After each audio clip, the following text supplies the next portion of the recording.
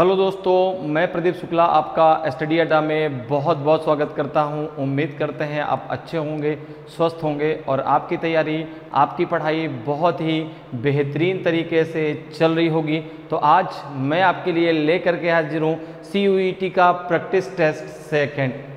First practice test हम लोग complete कर चुके हैं, जिसको हम लोगों ने 2 पार्ट में डिस्कस किया है। CUET का जो आपका एग्ज़ाम होने वाला है उसमें आपका जो जनरल सेक्शन जो थर्ड आएगा उसमें आपका जनरल नॉलेज से क्वेश्चन, मैथ से क्वेश्चन और रीजनिंग से क्वेश्चन पूछे जाएंगे, जिसमें आपके टोटल मिला के 75 क्वेश्चन आएंगे। तीनों पार्टों से 25 क्वेश्चन पूछे जाएंगे, जिसमें आपको जो है 60 क्वेश्चन करने हैं 75 क्वेश्चन में। तो 25 क्वेश्चन आपके मैथ से भी पूछे जाएंगे। तो वहाँ पे जो मैथ है वो आपकी अरिथमेटिक से रिलेटेड क्वेश्चंस आएंगे, जिनको जो है हम लोग क्वेश्चन के माध्यम से हर एक टॉपिक को डिस्कस करने की कोशिश करेंगे। तो चलिए आज की क्लास को स्टार्ट करते हैं। जिन्होंने अभी तक फर्स्ट प्रैक्टिस टेस्ट को नहीं देखा है, उसको सॉल्व नहीं किया है, तो ज़रूर उसको सॉल्व कर लीजिए। एक प्रैक्टिस टेस्ट आपको 2 पार्टों में मिलता है, ठीक है ना। फर्स्ट पार्ट में आपके जो है 12 to 13 क्वेश्चन, सेकेंड पार्ट में भी आपके 12 to 13 क्वेश्चन, ठीक है। टोटल मिला के आपको 25 से 26 क्वेश्चन मिलते हैं। तो जिन्होंने अभी तक फर्स्ट जो है प्रैक्टिस टेस्ट डिस्कस नहीं किया है, उसको नहीं सॉल्व किया, तो ज़रूर देख ले उसको। तो चलिए आज की क्लास को स्टार्ट करते हैं। आज की क्लास भी बहुत ही धमाकेदार क्लास होने वाली है। आज भी मैं आपके लिए बहुत ही धमाकेदार क्वेश्चन लेकर के हाजिर हूँ। तो चलिए स्टार्ट करते हैं आज की क्लास को। और आज की क्लास का पहला क्वेश्चन है आपके सामने।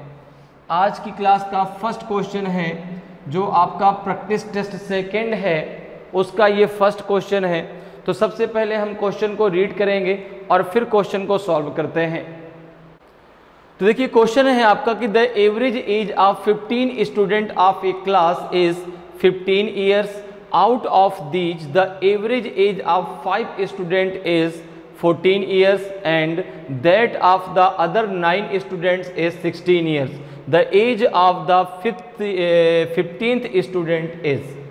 एक कक्षा के 15 छात्रों की औसत आयु 15 वर्ष है।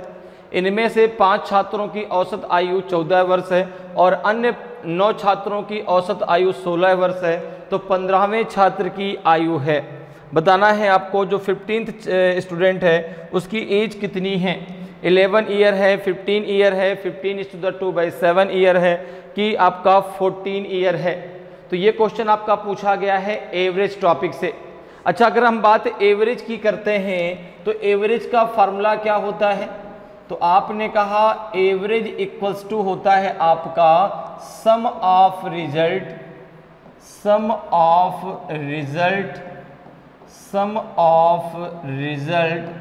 Divided by number of result, ठीक है ना, नंबर ऑफ रिजल्ट, ठीक है। यही तो होता है आपका एवरेज का फार्मूला। तो अब यहाँ पे अगर देखो दिया गया है 15th जो छात्र हैं, जो 15th स्टूडेंट है, 15 स्टूडेंट का जो है एवरेज कितना है, 15 ही है।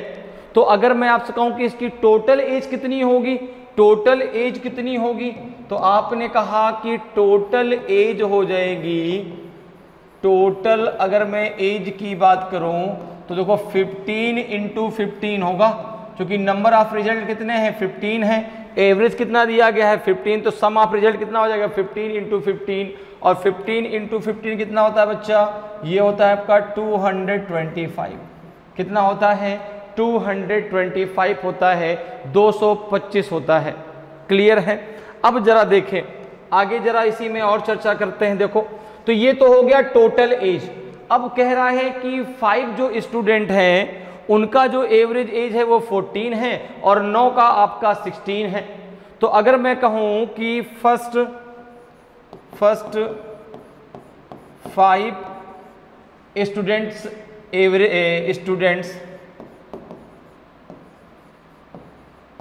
टोटल एज, तो ये कितना हो जाएगा, ये हो जाएगा आपका जो है 5 इंटू कितना हो जाएगा आपका 5 × 14, तो ये हो जाएगा आपका 70।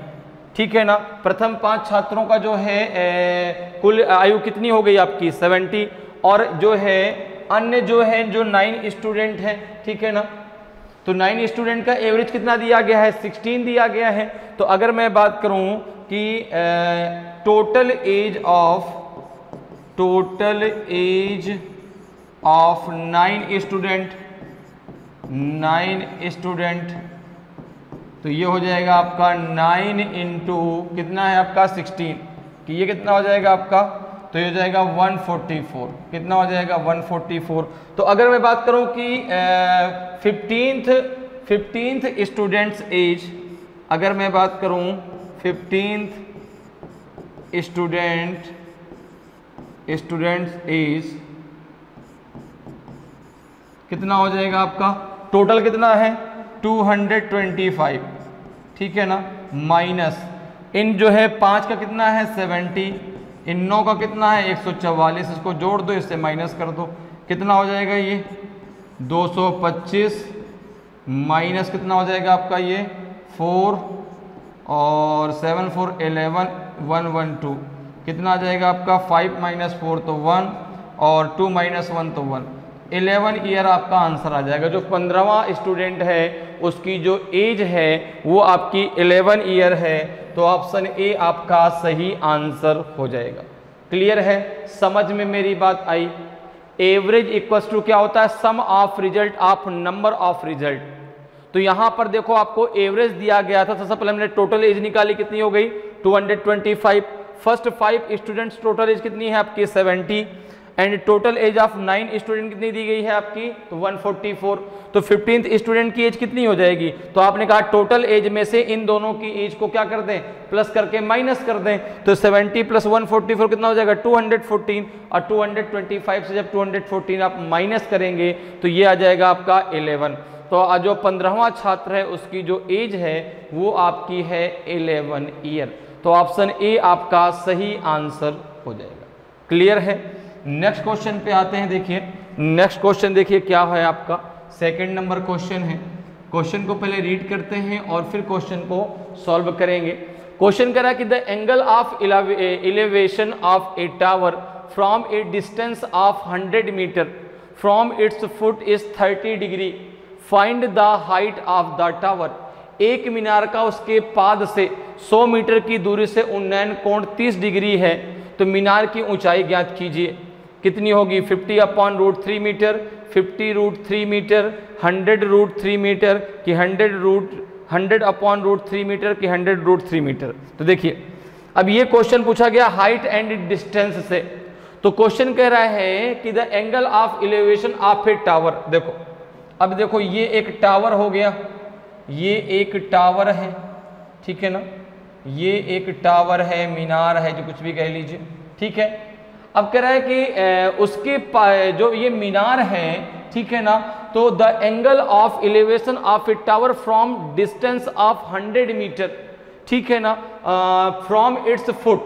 तो अब देखो ये है, ये तो एक मीनार है, उसका बेस किधर होगा, उसका बेस यही तो होगा, और ये जो दूरी है यहाँ से इसका जो ये एंगल है, ये जो उसका एलिवेशन एंगल है ना, ये ठीक है ना, जो यहाँ पे आके इसकी जो कह सकते हैं छाया पड़ रही है, जो ये एंगल बन रहा है, ये कितने डिग्री का बन रहा है, ये बन रहा है आपका 30 डिग्री का। ये कितने डिग्री का बन रहा है 30 डिग्री का, और यहाँ से यहाँ तक की डिस्टेंस कितनी दी गई है 100 मीटर। 100 मीटर की दूरी से, अर्थात ये जो दूरी है वो है आपकी 100 मीटर यहाँ से यहाँ तक की दूरी, ठीक है ना। तो कह रहा है कि मीनार की ऊंचाई ज्ञात कीजिए। आपको ये ज्ञात करना है, आपको इसकी ये हाइट बतानी है कि ये हाइट कितनी है। तो अब देखो यहाँ पर जो है भाई, ये हो गया आपका क्या, ये तो हो गया आपका टावर। टावर का जो है ये क्या हो गया, एलिवेशन एंगल हो गया, और ये यहाँ से यहाँ तक की दूरी कितनी दी गई 100 मीटर फ्रॉम इट्स फुट, ठीक है ना, इज 30 डिग्री। तो जो ये उन्नयन कोण बन रहा है ना 30 डिग्री का, तो यहाँ से यहाँ तक की डिस्टेंस कितनी है 100 मीटर। अब आपको इस टावर की क्या बतानी है, डिस्टेंस हाइट बतानी है कि टावर कितना ऊंचा है। तो अब यहाँ पर देखो हम क्या लगा सकते हैं, यहाँ पे हम लगा सकते हैं tan थीटा। क्या लगा लेंगे tan थीटा।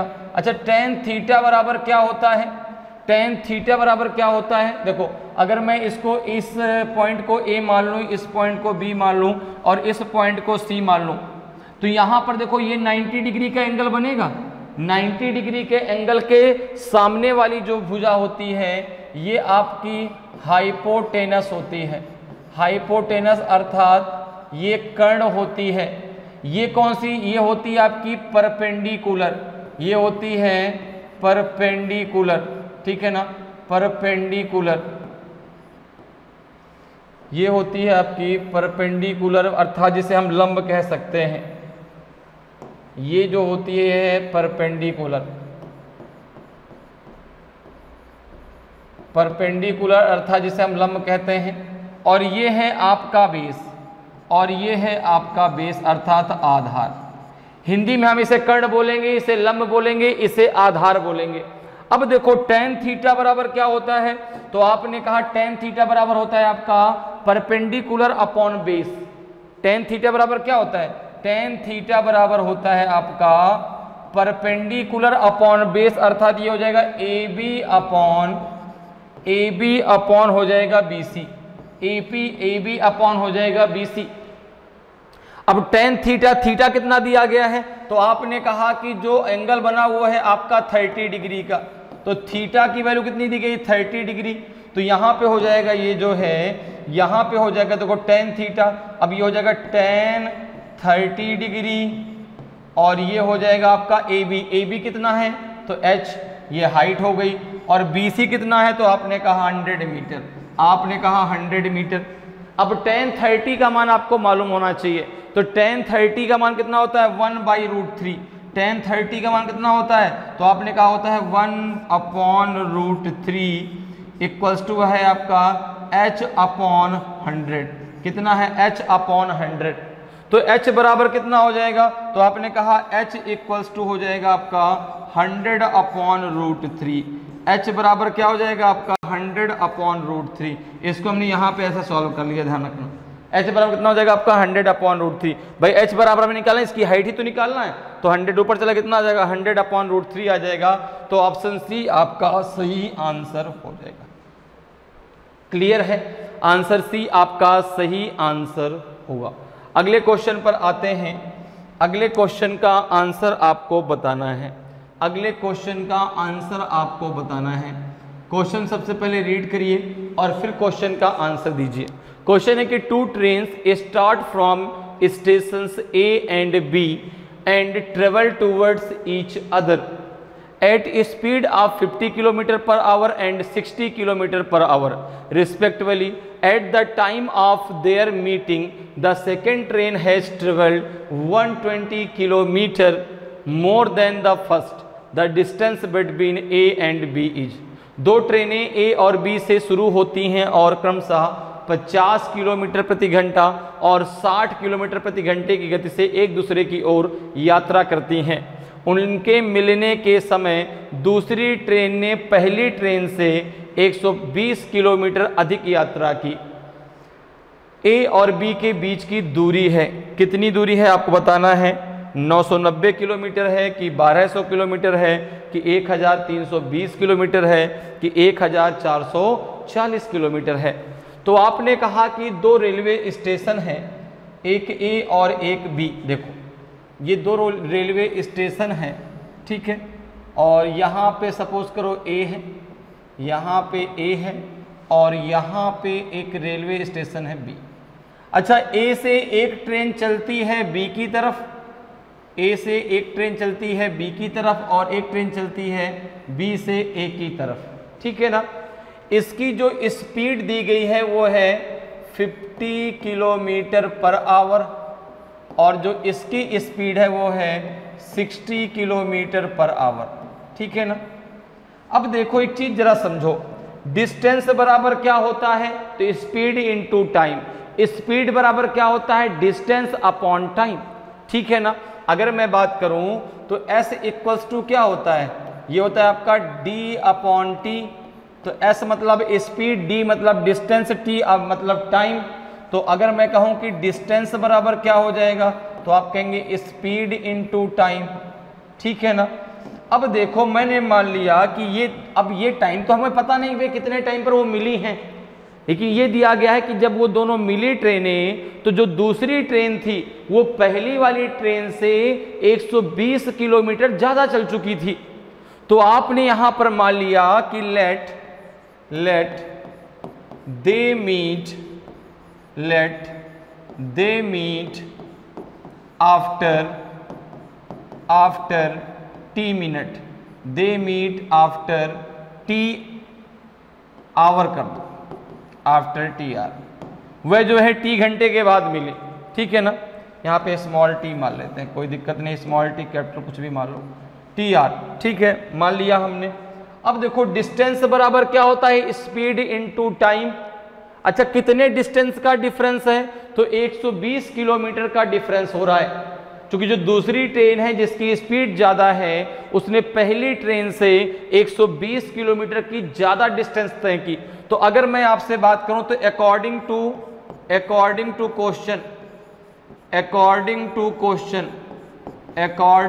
क्वेश्चन तो यहां पे जरा देखो डिस्टेंस बराबर क्या हो जाएगा, स्पीड इनटू टाइम। तो यहां पर जो आपको डिफरेंस दिया गया है वो दिया गया है 60t minus 50t equals to 120 दिया गया है। भाई जो एक दूसरी ट्रेन है वो पहली ट्रेन से 120 किलोमीटर ज़्यादा जो है उसने सफ़र किया। तो यहाँ पर अगर देखें तो 60t into minus 50t equals to 120 हो जाएगा। तो t इक्वल्स टू कितना हो जाएगा, 10t इक्वल्स टू 120, तो t इक्वल्स टू आ जाएगा आपका 12 t इक्वल्स टू आ जाएगा आपका 12 12 घंटे बाद वो आपस में मिल गई, 12 घंटे बाद वो आपस में मिल गई। तो अब देखो यहाँ पर जब t की वैल्यू आ गई तो डिस्टेंस बराबर क्या हो जाएगा, डिस्टेंस बराबर क्या हो जाएगा, तो आपने कहा स्पीड इनटू टाइम, तो 50 इंटू 12 प्लस 60 इंटू 12 हो जाएगा। तो ये हो जाएगा आपका कितना, ये हो जाएगा 12 पंचे 60 600, और ये हो जाएगा आपका 12 छंग 72 720। कितना हो जाएगा टोटल, देखो अब इसने 600 किलोमीटर की दूरी तय की, इसने 720 किलोमीटर की दूरी तय की, तो इसने इससे ज़्यादा किलोमीटर की दूरी तय की ना, किसने, जो दूसरी वाली ट्रेन थी जिसकी स्पीड है आपकी 60 किलोमीटर पर आवर, ठीक है। तो यहाँ पर देखो ये इसने 720 तय की, इसने 600 तय की, तो टोटल डिस्टेंस कितनी हो गई 1320, टोटल डिस्टेंस कितनी हो गई 1320। तो ऑप्शन सी आपका सही आंसर हो जाएगा। क्लियर है, ऑप्शन सी आपका सही आंसर हो जाएगा। क्लियर। अगले क्वेश्चन पर आते हैं, अगले क्वेश्चन को डिस्कस करते हैं। क्वेश्चन नंबर 4 है आपका। सबसे पहले क्वेश्चन को रीड करना है और फिर क्वेश्चन को सॉल्व करना है, ठीक है। क्वेश्चन कह रहा है कि a sum of money placed at compound interest double itself in 4 year, in how many years will it amount to 8 times. कोई धनराशि चक्रवृद्धि ब्याज पर 4 वर्ष में 2 गुनी हो जाती है, तो कितने वर्षों में है 8 गुनी हो जाएगी। किस पर आपका हो रहा है ये, कंपाउंड इंटरेस्ट पर, 6 ईयर में, 8 ईयर में, 12 ईयर में कि 10 ईयर में। अब देखो कोई धनराशि, ठीक है ना, तो अब जो आपको यहाँ पे कंपाउंड इंटरेस्ट में जो मिलने वाला है लास्ट में, वो मिलेगा आपको कंपाउंड अमाउंट। चक्रवृद्धि मिश्रधन मिलता है ना भाई, अब उसमें आपका प्रिंसिपल भी है, उसमें आपका जो है कंपाउंड इंटरेस्ट भी है। अच्छा सिंपल इंटरेस्ट और कंपाउंड इंटरेस्ट में डिफरेंस क्या है, फर्स्ट ईयर का चाहे कंपाउंड इंटरेस्ट हो चाहे सिंपल इंटरेस्ट हो, दोनों आपके समान होते हैं, ठीक है ना। अब जब हम आगे बढ़ते हैं तो भाई जो सिंपल इंटरेस्ट है वो हर वर्ष का समान होता है, लेकिन जो कंपाउंड इंटरेस्ट है, कंपाउंड इंटरेस्ट का मतलब हो गया ब्याज पर भी ब्याज, कंपाउंड इंटरेस्ट का मतलब हो गया ब्याज पर भी ब्याज, ठीक है ना। और जो आपका सिंपल इंटरेस्ट है वो हर वर्ष का क्या होगा, समान होता है, ठीक है ना। बात समझ में आ गई। तो अब जो यहाँ पर ये धन 4 गुना हो रहा है, वो किस पर हो रहा है, वो हो रहा है कंपाउंड इंटरेस्ट पर। तो आपको जो लास्ट में मिलेगा ना भाई, जो आपने प्रिंसिपल दिया है उस पर जो कंपाउंड इंटरेस्ट आपको जुड़कर मिलेगा, वो लास्ट में क्या कहलाएगा, कंपाउंड अमाउंट कहलाएगा। अब अगर मैं कंपाउंड अमाउंट की बात करूं तो क्या होता है फार्मूला, तो कंपाउंड अमाउंट इक्वल्स टू होता है, कंपाउंड अमाउंट इक्वल्स टू होता है P इंटू P मतलब हो गया प्रिंसिपल 1 प्लस R अपॉन 100 के पावर होता है आपका T। ठीक है ना। तो P का मतलब क्या हो गया, प्रिंसिपल अर्थात मूलधन। R का मतलब हो गया रेट ऑफ इंटरेस्ट, जिस दर पर आपने दिया, और T का मतलब हो गया टाइम, कितने समय के लिए आपने दिया। तो कोई धनराशि है, आपने कहा वह प्रिंसिपल है P, तो वहां पर वो कितने वर्षों में, वह 4 वर्ष में क्या होता है, 2 गुना हो जाता है। अर्थात अगर आपने P दिया तो आपको 2P मिल रहा है। अगर आपने उसको P दिया है तो आपको जो लास्ट में आपको कंपाउंड अमाउंट मिल रहा है वो उसका दुगना मिल रहा है। कितने वर्षों में, 4 वर्ष में। तो यहां पर देखो हम कह सकते हैं, यहां पे इसे हमने मान लिया प्रिंसिपल कितना है P, तो यहां पे आपको 2P मिल रहा है इक्वल्स टू P कितने वर्षों में, तो 1 प्लस R अपॉन 100 के पावर हो जाएगा आपका 4। कितने वर्षों में मिल रहा है आपको, 4 वर्षों में।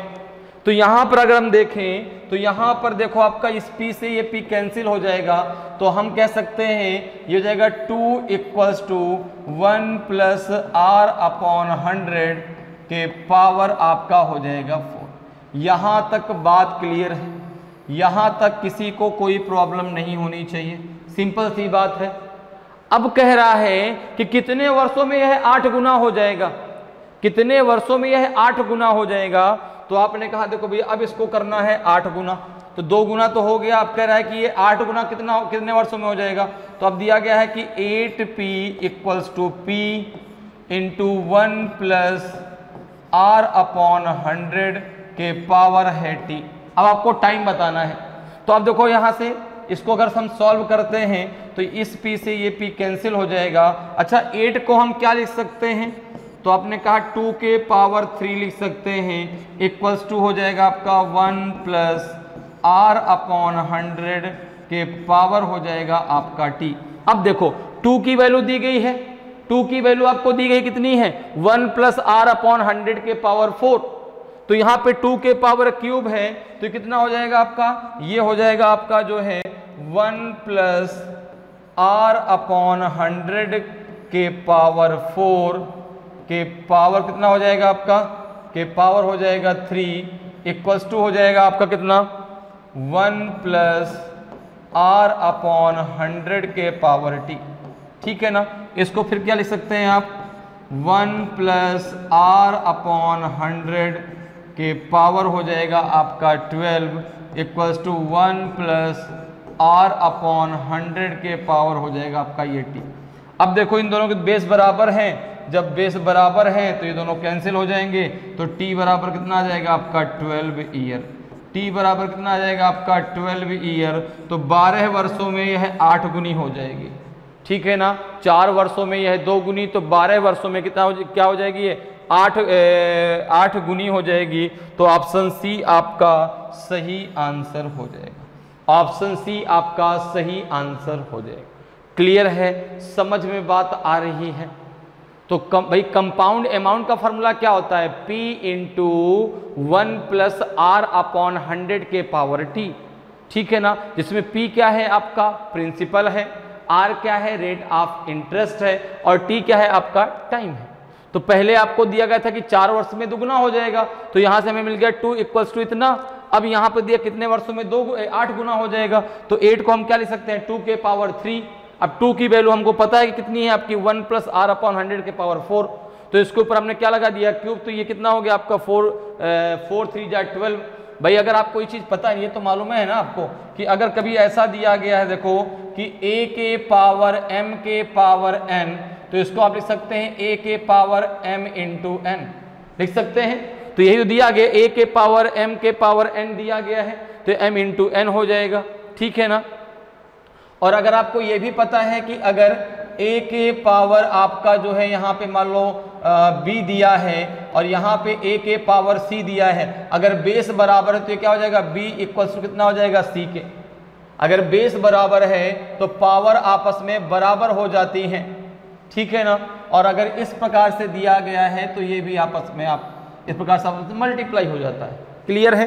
तो यहाँ पे आपका क्या आ जाएगा, T इक्वल्स टू आ जाएगा आपका 12 ईयर, 12 वर्ष आ जाएगा। तो ऑप्शन सी आपका सही आंसर हो जाएगा। अगले क्वेश्चन पर आते हैं। अगला क्वेश्चन जरा देखिए भाई, 5th नंबर क्वेश्चन है आपका। 5th नंबर आपका क्वेश्चन है। क्वेश्चन कह रहा है कि the side of a triangle having area 7776 centimetre square are in the ratio 3:4:5। The perimeter of the triangle is 7776 centimetre square क्षेत्रफल वाले एक त्रिभुज की भुजाओं का अनुपात 3:4:5 है। तो त्रिभुज का परिमाप कितना है बताना है आपको कि भाई 400 सेंटीमीटर आएगा आपका पेरीमीटर, कि 412 आएगा, कि 424 आएगा, कि आपका जो है 432 आएगा। तो देखिए आपसे पूछा गया है कि पेरीमीटर ऑफ ट्रायंगल, ठीक है ना। तो अगर हम देखें तो यहाँ पे हमें एरिया कितना दिया गया है, एरिया दिया गया है आपका ट्रायंगल का 7776 सेंटीमीटर स्क्वायर, ठीक है। अच्छा यहाँ पे इसकी साइड्स कितनी दी गई हैं, अगर हम बात करें इट्स साइड, तो आपने कहा ये, अब यहाँ पे अगर इसको x मान लेते हैं या ABCD कुछ भी आप मान लो जो आप मानना चाहें। जैसे मैंने मान लिया 3A 4A एंड 5A, ठीक है ना, मैंने x की जगह A मान लिया, ठीक है। तो यहाँ पर देखो जो इसकी भुजाएं दी गई कितनी दी गई, 3A 4A एंड 5A।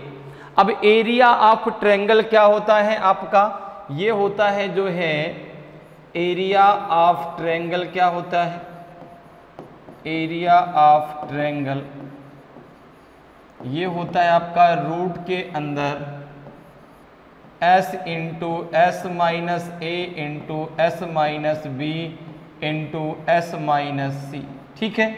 अच्छा ये इसको s को क्या बोलते हैं, तो ये है सेमी पैरामीटर, ठीक है ना, सेमी पैरामीटर है। तो अगर मैं s की बात करूं तो s इक्वल्स टू कितना होता है, आपने कहा a plus B plus C upon 2, ये है सेमी पैरामीटर। तो ये हो जाएगा आपका a plus B plus C upon 2। तो a कितना है आपका, तो ये है आपका 3a प्लस 4b प्लस आपका 5a अपॉन 2, कितना हो जाएगा आपका, ये हो जाएगा 3 प्लस 4 7, 7 प्लस 5 हो जाएगा आपका 12, तो ये आ जाएगा आपका 12a अपॉन 2, तो ये हो जाएगा आपका 6a, कितना हो जाएगा 6a, ठीक है ना। तो यस क्या होता है आपका अर्ध परिमाप, ठीक है ना, ठीक है, सेमी पैरामीटर। तो अब यहाँ पर देखो एरिया ऑफ ट्रायंगल क्या है, s रूट के अंदर s into s minus a into s minus b into s minus सी।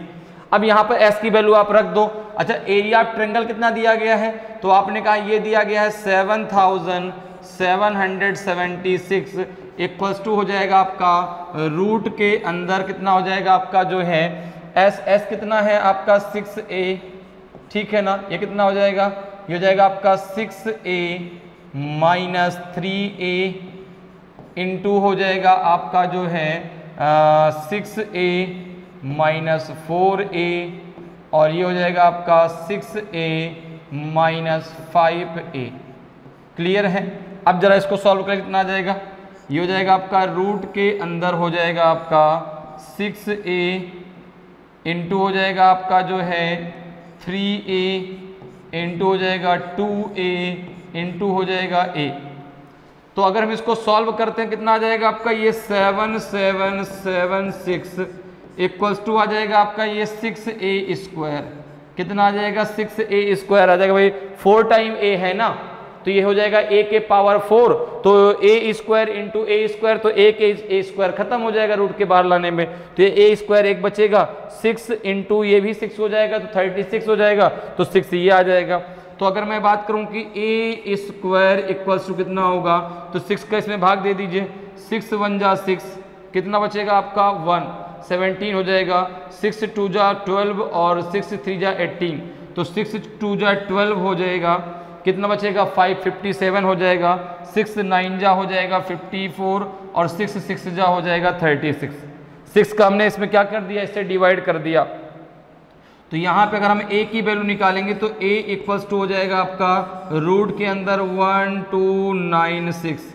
अच्छा ये किसका रूट होता है, ये 36 का होता है, ये 36 का होता है। तो यहाँ से आपको a की वैल्यू मिल जाएगी, यहाँ से आपको क्या मिल जाएगी a की वैल्यू। इसको यहाँ पे सॉल्व कर लेते हैं, यहाँ पे आपको a इक्वल्स टू मिल जाएगा आपका 36, a इक्वल्स टू कितना मिल जाएगा 36, ठीक है ना।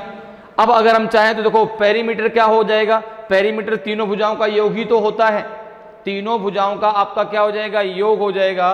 तो यहाँ पर देखो अगर भुजाओं की बात करें तो क्या क्या आ जाएंगी, पहली भुजा आ जाएगी आपकी 3 इंटू 36, कितना आ जाएगा आपका 108, ठीक है ना।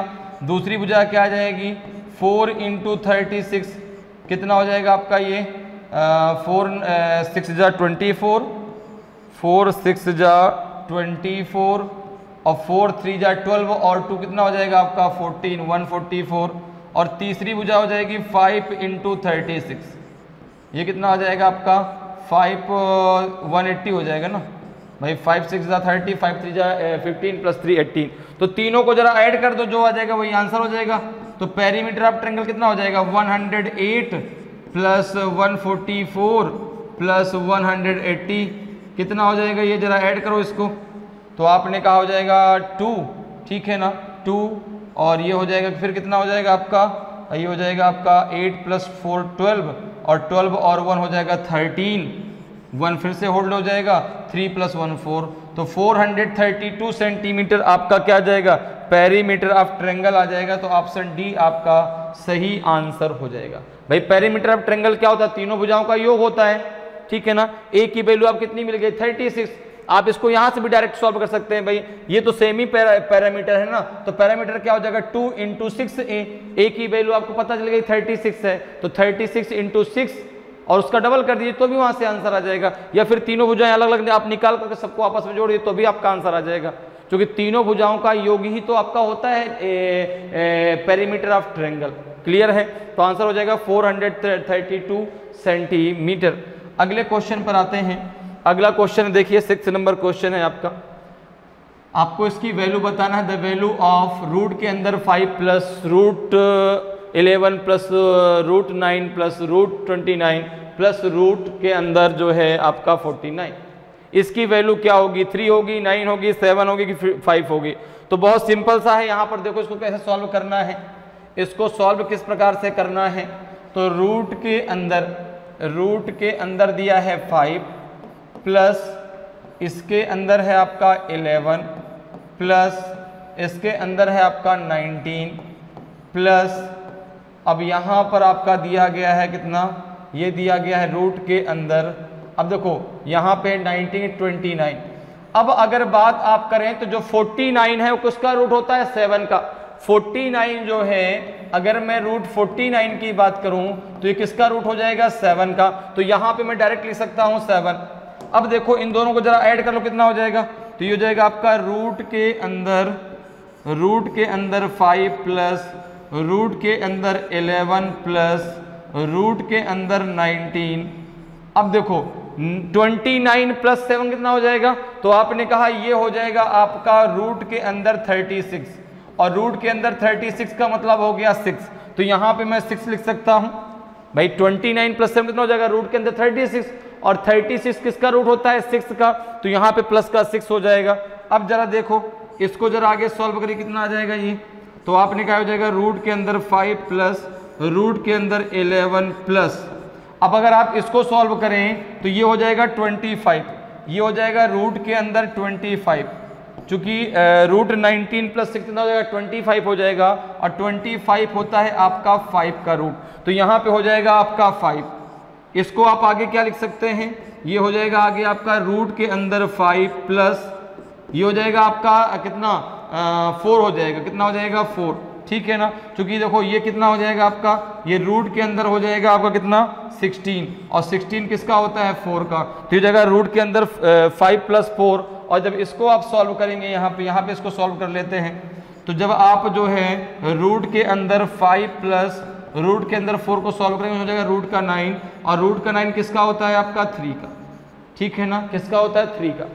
तो यहाँ पे आपका 3 जो है बिल्कुल सही आंसर हो जाएगा, 3 आपका सही आंसर हो जाएगा। क्लियर है, इसको हमने कहाँ पे सॉल्व किया, यहाँ पे ध्यान रखना, ठीक है ना। तो यहाँ पर जब भी इस प्रकार क्वेश्चन आते हैं इनको इसी प्रकार से सॉल्व करना है। 49 किसका रूट था 7 का, तो 7 इसमें ऐड होगा कितना 36 हो गया, 36 इसका होता है 6 का 19 + 6 25, 25 होता है 5 का, 11 + 5 16, 16 होता है 4 का, तो यहाँ पे हो जाएगा 5 + 4 तो रूट में 9 आ जाएगा। रूट 9 किसका रूट होता है? आपका 3 का। तो यहाँ पे आपका 3 जो है बिल्कुल सही आंसर हो जाएगा। अगले क्वेश्चन पर आते हैं। अगले क्वेश्चन का आंसर दीजिए भाई। क्वेश्चन सबसे पहले डिस्कस करते हैं, क्वेश्चन है क्या, सबसे पहले उसको रीड करते हैं फिर डिस्कस करते हैं, ठीक है ना। क्वेश्चन कह रहा है कि 2 pipe can fill a tank in 15 hours and 20 hours respectively, while the third can empty it in 30 hours. If all the pipe are opened simultaneously, then the empty tank will be filled in. दो pipe एक tank को क्रमशः 15 घंटे और 20 घंटे में भर सकते हैं, जबकि तीसरा पाइप इसे 30 घंटे में खाली कर सकता है। यदि सभी पाइपों को एक साथ खोल दिया जाए तो खाली टंकी भर जाएगी कितने समय में? 10 घंटे में, 12 घंटे में, 15 घंटे में, कि 15 से 1/2 घंटे में। तो ये क्वेश्चन है आपका पाइप और टंकी से, ठीक है ना। तो पाइप और टंकी में भी जो हमारा कॉन्सेप्ट लगता है ना, वो टाइम एंड वर्क का ही तो लगता है भाई। उसको जो पाइप हैं अगर किसी टंकी को भर रहे हैं या कोई पाइप किसी टंकी को खाली कर रहा है तो वो काम ही तो कर रहे हैं, ठीक है ना। पाइप भरने वाला पाइप भरने का काम कर रहा है, खाली करने वाला पाइप खाली करने का काम कर रहा है। तो यहां पर अगर हम देखें तो दो पाइप हैं जो कि एक टैंक को भर रहे हैं, उनको भरने में कितना समय लग रहा है? 15 घंटे और 20 घंटे का। एक तीसरा पाइप है जो 30 घंटे उसको खाली कर सकता है, ठीक है ना। अब करें कि अगर तीनों को एक साथ खोल दिया जाए, भरने वाले को भी और खाली करने वाले को भी, तो फिर टंकी कितने समय में भर जाएगी? तो आपने कहा कि हमने मान लिया कि 3 पाइप है हमारे पास, एक ए है, एक बी है और तीसरा पाइप हमारे पास सी है, ठीक है ना।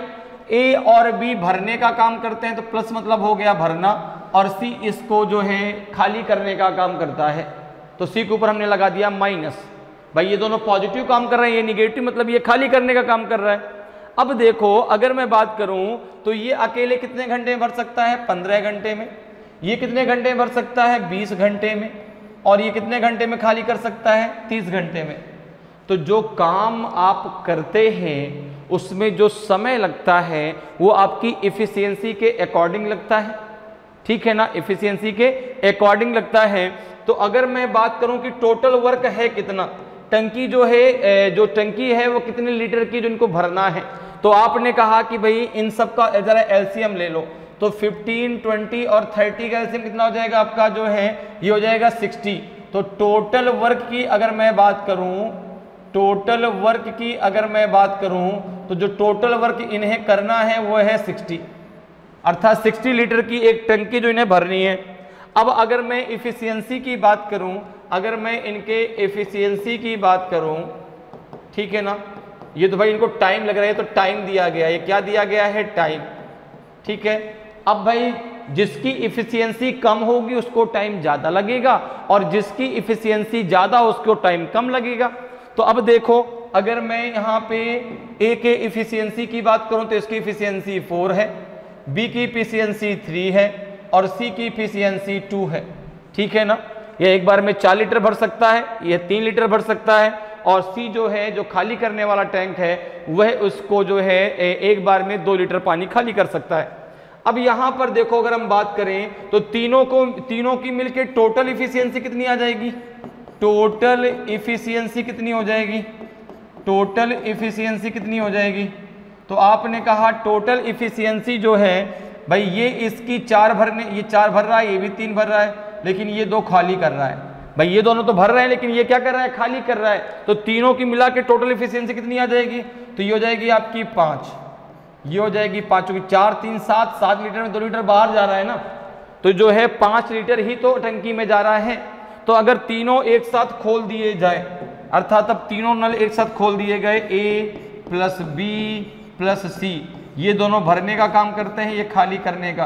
टोटल इफिशियंसी है कितनी इन तीनों को मिला के? 5, क्योंकि भाई 4, 3, 7, 7 लीटर ये भरेंगे लेकिन 2 लीटर वो बाहर निकाल देता है, अर्थात टंकी में केवल 5 लीटर पानी ही जा रहा है। 60 लीटर की टंकी है, 5 लीटर पानी जा रहा है, कितना टाइम लग जाएगा? 12 घंटे इनको भरने में लग जाएगा। 12 घंटे इस टंकी को लग जाएगा भरने में, क्योंकि भाई जैसे 7 लीटर गया 2 लीटर बाहर, फिर 7 लीटर गया 2 लीटर बाहर, तो ऐसे करके जो है उसको भरने में पूरा का पूरा 12 घंटे लग जाएंगे। तो ऑप्शन बी आपका सही आंसर हो जाएगा। क्लियर है? ऑप्शन बी आपका सही आंसर होगा। अगले क्वेश्चन पर आते हैं।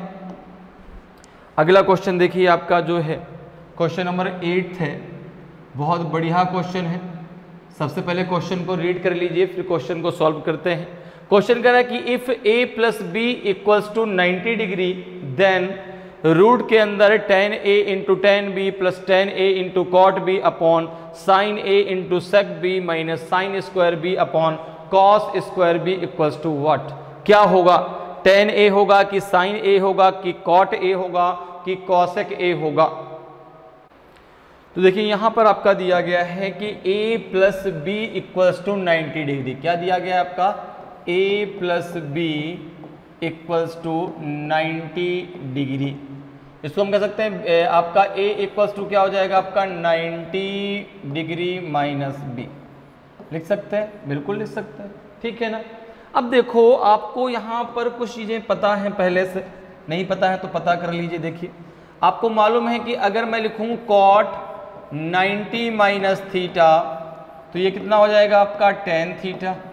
हो जाएगा नहीं हो जाएगा? ठीक है ना। अगर मैं लिखता हूँ सेक 90 माइनस थीटा तो ये हो जाएगा आपका कॉसेक थीटा। क्या हो जाएगा आपका? Cosec theta. अगर मैं लिखता हूँ sine 90 minus theta, sine 90 minus theta तो ये हो जाता है आपका कॉस थीटा। ये क्या हो जाता है बच्चा? Cos theta. ठीक है ना। तो अगर मैं यहाँ पर देखूँ, अगर मैं यहाँ पर देखूँ तो देखो मैं अगर यहाँ पे लिखता हूँ जो है, मैं यहाँ पे अगर लिखता हूँ कि tan, ठीक है ना। अगर अब देखो यहाँ पे क्या दिया है? tan a into tan b plus tan a into cot b। तो अगर मैं यहाँ पे लिखूँ कि tan 90 माइनस b तो ये हो जाएगा आपका cot a, ये हो जाएगा आपका cot a। इसी प्रकार से अगर मैं लिखूं cot 90 minus b, 90 minus b तो ये हो जाएगा आपका tan a। ये क्या हो जाएगा आपका? tan a। इसी प्रकार से अगर मैं लिखूं कि sec 90 माइनस b तो ये हो जाएगा आपका cosec a, ये हो जाएगा आपका cosec a। इसी प्रकार से अगर मैं लिखूं कि sin 90 माइनस बी तो ये हो जाएगा आपका cos a, ये हो जाएगा आपका cos a। ठीक है ना। अब देखो आप इस वैल्यू को जरा यहाँ पे रख दीजिए। अगर यहाँ पे आप इसको रखते हैं तो ये रूट के अंदर क्या हो जाएगा? देखो tan a इंटू क्या हो जाएगा आपका cot a प्लस ये हो जाएगा आपका tan a into tan a जाएगा आपका tan a into tan a। ठीक है, tan a into tan a और ये हो जाएगा अपॉन में, अपॉन हो जाएगा आपका sine a into cosec a into cosec a। ये रूट के अंदर और आगे बढ़ेगा। यहाँ पे मैंने इसको नीचे लिख देता हूँ, रूट के अंदर ही आगे ये रूट और आगे बढ़ेगा और ये माइनस का हो जाएगा आपका जो है cos square a upon cos square a। ध्यान रखिएगा ये जो है ना इसी के आगे लिखा हुआ है। ठीक है ना, जो ये वैल्यू है इसी के आगे है तो ये रूट में ही आगे, अलग से नहीं है। ठीक है, अब जरा इसको जब हम आगे सॉल्व करते हैं तो कितना हो जाएगा? देखो ये, अच्छा इसकी वैल्यू कितनी हो जाएगी? tan a into cot a। Cot a का मतलब होता है 1 अपॉन tan a, तो इसकी वैल्यू हो जाएगी आपकी 1, इसकी वैल्यू हो जाएगी आपकी 1 प्लस ये कितना हो जाएगा आपका? ये हो जाएगा tan स्क्वायर a अपॉन कितना हो जाएगा? तो इसकी वैल्यू भी तो 1 होती है। Sine a into cosec a का मतलब होता है 1 अपॉन साइन a, तो इसकी वैल्यू भी 1 हो जाएगी। अब माइनस इसकी वैल्यू भी आपकी 1 हो जाएगी। ये दोनों आपस में क्या हो जाएंगे? कैंसिल हो जाएंगे। तो ये कितना हो जाएगा? अब बाद में आपका ये हो जाएगा रूट के अंदर, देखो यहाँ पे 1 है तो हो जाएगा 1 प्लस tan स्क्वायर a और ये हो जाएगा माइनस का 1, माइनस के 1 से प्लस का 1 कैंसिल हो जाएगा, माइनस के 1 से प्लस का 1 कैंसिल हो गया तो ये बचा रूट के अंदर tan स्क्वायर ए, और इसको आप लिख सकते हैं कितना आपका tan a, क्या लिख सकते हैं tan a। तो ऑप्शन आपका जो ए है बिल्कुल सही आंसर हो जाएगा।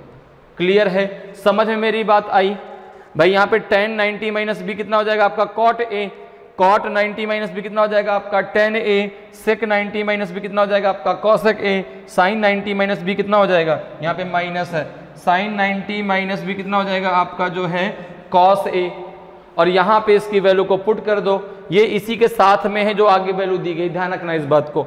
तो cos स्क्वायर ए अपन cos स्क्वायर, तो ये पूरी वैल्यू 1 हो जाएगी, ये भी आपकी 1 हो जाएगी, ये tan स्क्वायर ए हो जाएगा, ये भी वैल्यू 1 हो जाएगी, क्योंकि cosec थीटा का मतलब होता है 1/sin थीटा, और cot थीटा का मतलब होता है 1/tan थीटा, ठीक है ना। तो यहाँ से जब आप रखेंगे तो ये आपका ये वैल्यू आ जाएगी, -1 से +1 कैंसिल हो जाएगा, तो tan स्क्वायर मतलब हो जाएगा आपका tan a। तो यहाँ पे ऑप्शन ए आपका सही आंसर हो जाएगा। क्लियर है, अगले क्वेश्चन पर आते हैं। अगले क्वेश्चन का जरा आंसर डिस्कस करते हैं क्या होगा। क्वेश्चन नंबर 9 है आपका। सबसे पहले क्वेश्चन को रीड करते हैं। क्वेश्चन है कि a house was sold for 12,600 rupees at a profit of 5% on the cost price, what percent should have been gained if it had been sold for 13,000 rupees. एक घर को लागत मूल्य पर 5% के लाभ पर 12,600 रुपये में बेचा गया। यदि इसे 13,000 रुपये में बेचा जाता तो कितने रुपए का लाभ, कितने प्रतिशत का लाभ होता। तो देखो यहाँ पे अगर हम बात करें तो यहाँ पे हमको सबसे पहले क्या दिया गया है, तो आपने कहा प्रॉफिट परसेंटेज दिया गया है। प्रॉफिट कितने परसेंट का है, 5% का, ठीक है ना। और यहाँ पे आपका सेलिंग प्राइस अर्थात एसपी दिया गया है, कितना है आपका 12,600 रुपीज। तो अगर मैं कहूँ कि सीपी क्या होगा, इसका अगर मैं सीपी निकालूं तो सीपी बराबर क्या हो जाएगा, सीपी इक्वल्स टू हो जाएगा आपका जो है सेलिंग प्राइस अर्थात 12,600 अपॉन कितना है आपका, अब प्रॉफिट है 5% का, ठीक है ना। तो भाई परसेंट किस पर बेस्ड होता है, 100 पर। प्रॉफिट है तो उसमें प्लस हो जाएगा, तो ये हो जाएगा आपका 105 अपॉन 100 होगा, तो यहाँ पे इंटू 100 ऊपर कर दो भाई। अपॉन 100 होता है ना, 5% का प्रॉफिट है तो 100 + 5 105 हो जाएगा, और परसेंटेज लगा तो अपॉन 100, तो अपॉन 100 है तो ऊपर जब जाएगा तो इंटू 100 हो जाएगा यहाँ पर। अब इसको जरा सॉल्व कर लो, कितना आ जाएगा। तो अगर हम 12600 में 105 का जरा भाग दे दें, कितना आ जाएगा, 1 टाइम 105 कितना आ जाएगा, ये बचेगा 1, ये बचेगा आपका 2, ठीक है ना। ये 00 कितना हो जाएगा आपका 10 दूना 20, 2 बार जाएगा, ठीक है। कितना हो जाएगा आपका ये तो 1 ही तो आएगा ना, 2 दिन 1 0 आएगा। फिर यहाँ पर कितना हो जाएगा आपका 2 पंचे 10, ये पूरा कैंसिल हो जाएगा, ये 120 आ जाएगा। अब भाग जाएगा नहीं आगे, ये 120 आ जाएगा, कितना आ जाएगा 120। जब आप इससे इसको कैंसिल करेंगे, जब आप इससे इसको कैंसिल करेंगे हो जाएगा 120, और 120 इंटू 100 कितना हो जाएगा आपका 12,000। अर्थात इसका कॉस्ट प्राइस कितना था, इसका सीपी कितना है आपका 12,000 रुपीज। अब अगर इसको 13,000 में बेचते कितने का प्रॉफिट होता, तो प्रॉफिट बराबर होता है आपका selling price minus cost price, ठीक है ना। अगर मैं प्रॉफिट की बात करूं तो प्रॉफिट इक्वल्स टू क्या होता है, selling price minus cost price. Selling price है आपका 13,000 और कॉस्ट प्राइस है आपका 12,000, अर्थात उसको 1,000 रुपए का प्रॉफिट होता। और जो प्रॉफिट आपका होता है हमेशा आपका किस पे होता है, सीपी पे। तो अगर मैं प्रॉफिट परसेंटेज की बात करूं, अगर मैं प्रॉफिट परसेंटेज की बात करूं तो ये हो जाएगा आपका 1000 का प्रॉफिट है, किस पर है 12,000 पर, इनटू आपका हो जाएगा 100, क्योंकि परसेंटेज निकालना है ना। 0 से 0, 0 से 0 कैंसिल कर दो, ये 0 से 0 कैंसिल हो जाएगा, किसे 4 से काट दें तो 4 3 12, 25 चौको 100, यह आ जाएगा 25 अपॉन 3, कितना हो जाएगा आपका, ये हो जाएगा 8:1/3%, 8:1/3%। तो ऑप्शन डी आपका सही आंसर हो जाएगा। 8 सही 1/3% का उसको प्रॉफिट होगा, तो ऑप्शन डी आपका सही आंसर हो जाएगा। क्लियर है। नेक्स्ट क्वेश्चन पे आते हैं। नेक्स्ट क्वेश्चन देखिए आपका है, नेक्स्ट क्वेश्चन आपका 10th नंबर का क्वेश्चन है। यहां पे जो है दिया गया है कि in the adjacent figure if कोण AOC equals to 110 degree, then the value of कोण D एंड कोण B रिस्पेक्टिवली। ये एक आपको संलग्न फिगर दिया गया है, ठीक है ना। संलग्न आकृति में यदि कोण AOC इक्वल्स टू 110 डिग्री हो तो कोण D और B की वैल्यू कितनी होगी। तो यहां पर देखो, ये तो आपका देखो ADC और B, या कहें ABC और D, ये आपका एक चक्रीय चतुर्भुज दिया गया है। क्या दिया गया है? चक्रीय चतुर्भुज, ठीक है ना। साइक्लिक क्वाड्रिलेटरल दिया गया है, क्वाड्रिलेटरल दिया गया है, तो चक्रीय चतुर्भुज है। अब यहां पर देखो, आपको जो वैल्यू दी गई है वो दी गई है किस एंगल की? वो दी गई है इस एंगल की। आपको जो है AOC की वैल्यू दी गई 110, अर्थात इस एंगल की वैल्यू दी गई है, इस एंगल की। ये जो एंगल दिया गया ना, ये वाला एंगल, इसकी वैल्यू आपको दी गई है कितनी? 110 डिग्री। अब अगर आप देखें तो जो आपका जो है ये कोण AOC है, ये जो है इस एंगल का डबल होगा। ये जो कोण ADC है ये इसका डबल होगा, 2 गुना होगा, ठीक है ना। तो यहां पर हो जाएगा, अगर मुझे जो है इस एंगल को इसके बराबर करना है, अगर मुझे AOC को कोण जो है ADC के बराबर करना है तो ये इसका दुगुना होगा, इसमें 2 का मल्टीप्लाई करना पड़ेगा, क्योंकि ये इसका क्या है? 2 गुना है, ठीक है ना भाई। यदि कोई भी चीज किसी की 2 गुनी है और उसको जो चीज 2 गुनी, जैसे मेरी एज आपकी एज की 2 गुनी है, अब अगर आपकी एज को मेरी एज के बराबर करना है तो आपकी एज में मुझे 2 का मल्टीप्लाई करना पड़ेगा। तो वही चीज है कि जो कोण आपका AOC है ये ADC का 2 गुना है, तो ADC में मुझे क्या करना पड़ेगा? 2 का मल्टीप्लाई। अब देखो इसकी वैल्यू पता है कितनी है आपकी? 110, ठीक है ना। ये कितना हो जाएगा आपका? 2 इंटू आपका हो जाएगा ADC। तो यहाँ पे आपको कोण D की वैल्यू मिल जाएगी, कितनी मिल जाएगी? ये मिल जाएगा आपका कोण ADC इक्वल्स टू 110 अपॉन 2, तो ये जाएगा 55 डिग्री। कितना आ जाएगा बच्चा? 55 डिग्री। तो हम ये कह सकते हैं कि कोण आपका जो है D इक्वल्स टू कितना आ जाएगा? 55 डिग्री। अब कोण B की वैल्यू हमें और चाहिए, कोण B की वैल्यू हमें और चाहिए। अब देखो, जो आपका जो ये चक्रीय चतुर्भुज इसके चारों जो कोण है उनका योग कितना हो जाएगा? 360 डिग्री, ठीक है ना। आमने सामने के एंगल का कोण योग कितना होगा? 180 डिग्री। तो ये हो जाएगा आपका कोण B प्लस कोण D इक्वल्स टू हो जाएगा 180 डिग्री। तो यहाँ पे हो जाएगा, अब D की वैल्यू तो आपको पता है, तो ये हो जाएगा प्लस का 55 इक्वल्स टू 180 डिग्री। जब कोण B बराबर हो जाएगा आपका 180 माइनस 55, कितना आ जाएगा? 10 में से 5 गया 5, 7 में से 5 गया 2, 125 डिग्री। तो कोण जो B की वैल्यू आ जाएगी कितनी आ जाएगी? 125 डिग्री। कोण जो है D की वैल्यू कितनी है? कोण D की वैल्यू कितनी है आपकी? 55 डिग्री। तो यहाँ पे देखो 55 125 किस में दिया गया है? तो कोण D और B की दिया पूछा है, तो आंसर A आपका सही आंसर होगा। पहले D की फिर बाद में B की, क्योंकि आप देख रहे हैं कि A और D दोनों सेम ऑप्शन है, ठीक है ना। तो लेकिन पहले किसकी पूछी है? D की, बाद में B की। तो ऑप्शन जो आपका A है वो बिल्कुल सही आंसर होगा। क्लियर है? नेक्स्ट क्वेश्चन पे चलते। देखिए नेक्स्ट क्वेश्चन आपका क्या है? क्वेश्चन नंबर 11 है। क्वेश्चन नंबर 11 है आपका। क्वेश्चन 11 क्या कह रहा है आपसे कि a sum of money is divided among A, B, C and D in the ratio of 3:7:9:13 respectively. If the share of B is 9,180 more than the share of A, then what is the total amount of money of A and C together? एक धनराशि A, B, C और D के बीच क्रमशः 3:7:9:13 के अनुपात में बांटी जाती है। यदि B का हिस्सा A के हिस्से से 9,180 रुपये अधिक है तो A और C की मिलाकर कुल धनराशि कितनी है?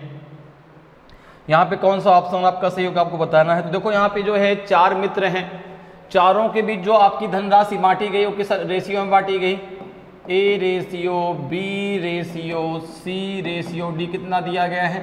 आपने कहा दिया गया 3:7 रेशियो आपका 9 रेशियो आपका 30। अगर मैं यहाँ पर बात करूँ कि इनका शेयर कितना कितना होगा, अगर मैं यहाँ पे वैल्यू एक्स वाई जेड कुछ भी मान लूँ इसकी, तो ए का पार्ट शेयर कितना हो जाएगा 3a, बी का शेयर कितना हो जाएगा आपका 7a, सी का शेयर कितना हो जाएगा आपका 9a और डी का शेयर कितना हो जाएगा आपका जो है 13a। ठीक है, अब देखो क्वेश्चन में ये दिया गया है कि जो आपका बी का शेयर है, if the share of B is 9180 rupees more than the share of A. तो अगर अब मैं यहाँ पे बात करूँ अकॉर्डिंग टू क्वेश्चन की, अगर मैं बात करूँ अकॉर्डिंग टू क्वेश्चन की, प्रश्न के अनुसार, अकॉर्डिंग टू क्वेश्चन प्रश्न के अनुसार, तो यहाँ पर देखो आपका दिया गया है कि भाई बी का शेयर कितना है 7a और ए का शेयर कितना है 3a। तो जो बी का शेयर है वो ए के शेयर से आपका 9180 रुपए अधिक है। तो यहाँ पर देखो दिया गया आपका 7a minus 3a equals to 9180।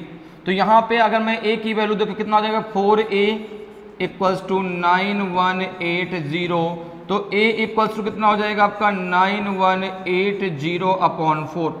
जरा भाग दीजिए कितना आ जाएगा, 4 2 जा 8, बचेगा आपका 1, 11 हो जाएगा, 4 2 जा 8, बचेगा आपका 338 हो जाएगा, और 4 9 जा 36, बचेगा 2, और 4 5 जा 20। तो यहाँ से आपको a की वैल्यू मिल जाएगी, यहाँ से a की वैल्यू कितनी मिल गई आपको 2295। ये तो a की वैल्यू आ गई आपकी। ठीक है, अब आपसे कह क्या रहा है कि a और c की जो दोनों की मिला के वो कितनी कुल धनराशि है। तो अगर मैं a और c की बात करूं दोनों को मिला करके, अगर मैं यहाँ पे a प्लस c की बात करता हूं, तो a का शेयर कितना है 3a, c का शेयर कितना है आपने कहा आपका 9a, तो ये हो जाएगा टोटल आपका 12a। a की वैल्यू कितनी है आपकी, तो जाएगा 12 इंटू 2295। जरा इसका मल्टीप्लाई कर दीजिए, 12 5 जा 60, तो 0 आ जाएगा, 6 आपका होल्ड हो जाएगा, 12 9 जा 108 और 6 हो जाएगा 114, तो 4 आपका आ जाएगा, 11 आपका होल्ड हो जाएगा, 12 2 जा 24 और 11 हो जाएगा आपका 35, तो यहाँ पे 5 आ जाएगा, 3 आपका होल्ड हुआ, 12 2 जा 24 और 3 हो जाएगा 27, तो ये हो जाएगा आपका 27,540 रुपीज। तो ए और सी की दोनों की मिलकर जो राशि आएगी वह आ जाएगी 27,540 रुपए। तो ऑप्शन ए आपका सही आंसर हो जाएगा। क्लियर है। नेक्स्ट क्वेश्चन पे आते हैं। नेक्स्ट क्वेश्चन देखिए 12th नंबर क्वेश्चन है आपका। क्वेश्चन को सबसे पहले रीड करते हैं और फिर इसको डिस्कस करते हैं। क्वेश्चन है आपका जो है कि 4 bells ring at an interval of 5, 6, 8 and 9 seconds. All the bells ring simultaneously at some time. They will again ring simultaneously after. 4 घंटियाँ 5, 6, 8 और 9 सेकंड के अंतराल पर बजती हैं। सभी घंटियाँ एक समय पर एक साथ बजती हैं। वे फिर से एक साथ कब बजेंगी? 6 मिनट पर, 12 मिनट पर, 18 मिनट पे कि 24 मिनट पे? तो यहाँ पर देखिए ऐसे क्वेश्चन को हमें कैसे करना है। जैसे 4 घंटियाँ हैं जो किस अंतराल में बजती हैं, एक 5 सेकंड पे, एक आपका जो है 6 सेकंड पे, एक आपका 8 सेकंड पर और एक बजती है 9 सेकंड पे। तो आप क्या करो, इनका डायरेक्ट एलसीएम निकाल लो। अगर मैं बात करूं कि एलसीएम ऑफ 5, 6, 8 एंड 9, तो आप देखो इसका एलसीएम कैसे निकालोगे? फैक्टर मेथड से निकालो भाई। फैक्टर मेथड से आप जो है 5, 6, 8 और 9 का एलसीएम निकाल लो। 2 से जाएगा तो 5 आ जाएगा, ये 3 आ जाएगा, ये 4 आ जाएगा, ये 9 आ जाएगा। फिर 2 से जाएगा तो ये 5 आ जाएगा, ये 3 आ जाएगा, ये आपका 2 हो जाएगा, ये 9 हो जाएगा। फिर 2 से आएगा तो ये आपका 5, 3 और ये यहाँ पे 1 और यहाँ पे 9। फिर आपका 3 से जाएगा तो ये 5, ये आपका 1, ये 1 है पहले से, ये 3 हो जाएगा। फिर 3 से जाएगा तो ये 5, 1, 1 एंड ये 1 हो जाएगा। फिर 5 से जाएगा तो ये जाएगा आपका 1, 1, 1 एंड 1। अब इन सब का आपस में मल्टीप्लाई कर लो। तो अगर यहाँ पे देखो तो 2 इंटू 2 इंटू 2 कितना हो जाएगा? 8। ठीक है ना। इसका मल्टीप्लाई हो जाएगा 8, इसका मल्टीप्लाई हो जाएगा 9, 9 8 जा 72, 72 में जरा 5 का मल्टीप्लाई करो तो ये आ जाएगा आपका 360। कितना आ जाएगा? 360। भाई 72 में 5 का मल्टीप्लाई कर लो, 5 2 जा 10, बचेगा 1 होल्ड हो जाएगा, 5 7 जा 35 और 1 हो जाएगा 36। तो इनका जो एलसीएम हो गया वो आपका हो जाएगा 360। तो ये जो वैल्यू है सेकंड में आएगी, 360 ये सेकंड है। चूंकि ये सेकंड पे बज रही ना भाई, 5 सेकंड और 6 सेकंड, 8 सेकंड और 9 सेकंड के अंतराल में बज रही, तो ये जो है आपकी जो ये जो एलसीएम आएगा सेकंड में आएगा। इसको अब देखो जो आंसर दिया हुआ मिनट में दिया गया है, इसको जरा मिनट में कन्वर्ट कर लो। तो सेकंड को मिनट में कन्वर्ट करने के लिए क्या करोगे? 60 से भाग दे दो। कितना आ जाएगा आपका? ये आ जाएगा आपका 6 मिनट। कितना आ जाएगा? 6 मिनट आपका आ जाएगा। कितना आ जाएगा आपका? 6 मिनट। 360 सेकंड का मतलब होता है आपका 6 मिनट। तो 6 मिनट के अंतराल पे एक साथ फिर बजेंगी, तो ऑप्शन ए आपका सही आंसर हो जाएगा। क्लियर है? 6 मिनट के अंतराल पे एक साथ फिर से बजेंगी, तो ऑप्शन ए आपका सही आंसर होगा। तो इस प्रकार से आप बहुत आसानी से और कम समय में मैथ के क्वेश्चनों को सॉल्व कर सकते हैं। उम्मीद करते हैं कि आज की क्लास आपको बहुत अच्छे से समझ में आई होगी। अगर आज की क्लास आपको अच्छी लगी हो, आज का वीडियो आपको अच्छा लगा हो और अभी तक आपने वीडियो को लाइक नहीं किया तो वीडियो को लाइक ज़रूर करें। अगर आप नए हैं और अभी तक आपने चैनल को सब्सक्राइब नहीं किया तो चैनल को सब्सक्राइब जरूर कर लें, ताकि आपको क्लास की जानकारी समय समय पर मिलती रहे और आपकी तैयारी बेहतरीन तरीके से चलती रहे। तो आज इतना ही, फिर मिलेंगे। जय हिंद, जय भारत।